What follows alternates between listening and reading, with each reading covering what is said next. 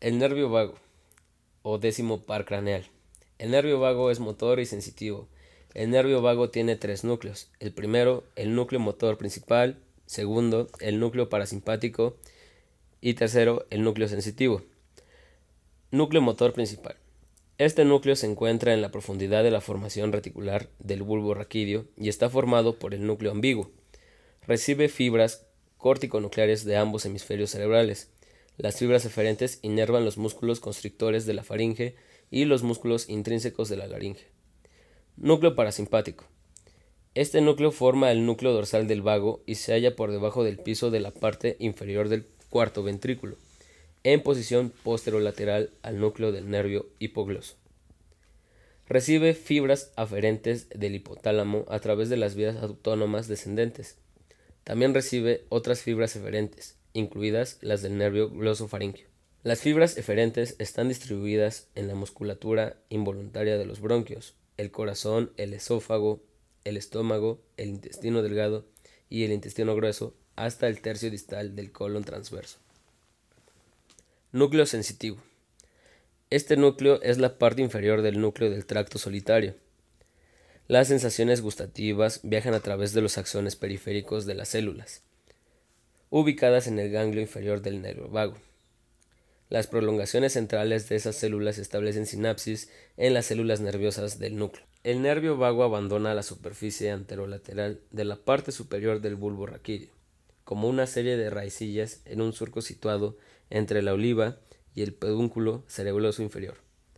Se dirige hacia afuera a través de la fosa craneal posterior y abandona el cráneo por el foramen yugular. El nervio vago desciende verticalmente en el cuello dentro de la vaina carotídea, con la vena yugular interna y las arterias carótidas interna y común. El nervio vago derecho entra en el tórax, pasa por detrás de la raíz del pulmón derecho, formando parte del plexo pulmonar. Luego se dirige hacia la superficie posterior del esófago y forma la parte del plexo esofágico. Entra en el abdomen a través del orificio esofágico del diafragma. El tronco vagal posterior, nombre que ahora recibe el vago derecho, se distribuye en la superficie posterior del estómago y mediante un ramo celíaco grande en el duodeno, el hígado, los riñones y el intestino delgado y grueso hasta el tercio distal del colon transverso. Esta distribución amplia se logra a través de los plexos celíaco, mesentérico superior y renal. El nervio vago izquierdo entra en el tórax, cruza el lado izquierdo del arco aórtico, desciende por detrás de la raíz del pulmón izquierdo y forma parte del plexo pulmonar.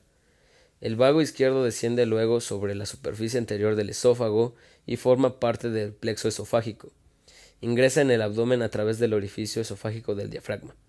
El tronco vagal anterior, nombre dado ahora vago izquierdo, se divide en varios ramos que están distribuidos en el estómago, el hígado, la parte superior del duodeno y la cabeza del páncreas.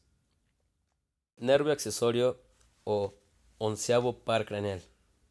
El nervio accesorio es un nervio motor formado por la unión de una raíz craneal y una raíz espinal. Raíz craneal. La raíz craneal se forma a partir de los axones de las células nerviosas del núcleo ambiguo. El núcleo recibe fibras corticonucleares desde ambos hemisferios cerebrales. Las fibras eferentes del núcleo salen de la superficie anterior del bulbo raquídeo entre la oliva y el pedúnculo cerebeloso inferior. Recorrido de la raíz craneal, el nervio discurre lateralmente en la fosa craneal posterior y se une a la raíz espinal. Las dos raíces se unen y abandonan el cráneo a través del foramen yugular.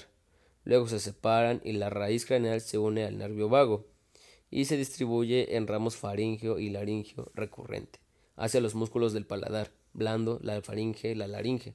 Raíz espinal.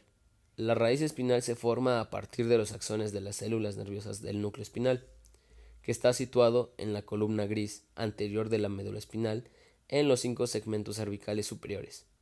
Se cree que el núcleo espinal recibe fibras córtico-espinales de ambos hemisferios cerebrales.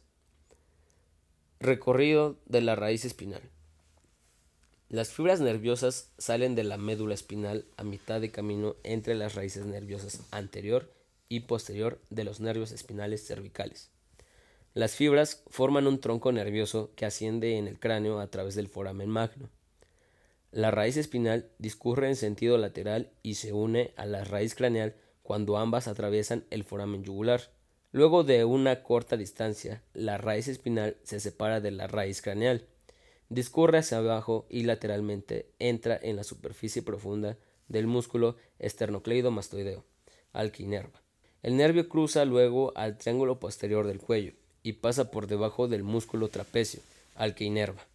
Nervio hipogloso. Duodécimo par craneal. El nervio hipogloso es un nervio motor que inerva todos los músculos intrínsecos de la lengua. Además, los músculos estilogloso, hiogloso y genigloso. Núcleo del nervio hipogloso. El núcleo del nervio hipogloso se encuentra cerca de la línea media inmediatamente por debajo del piso de la parte inferior del cuarto ventrículo. Recibe fibras corticonucleares de ambos hemisferios. Sin embargo, las células responsables de inervar el músculo genigloso solo reciben fibras corticonucleares del hemisferio cerebral opuesto. Las fibras del nervio hipogloso discurren hacia adelante a través del bulbo raquídeo y salen como una serie de raíces en el surco existente entre la pirámide y la oliva. Recorrido del nervio hipogloso. Las fibras del nervio hipogloso salen sobre la superficie anterior del bulbo raquídeo entre la pirámide y la oliva. El nervio cruza la fosa craneal posterior y abandona el cráneo a través del conducto del nervio hipogloso.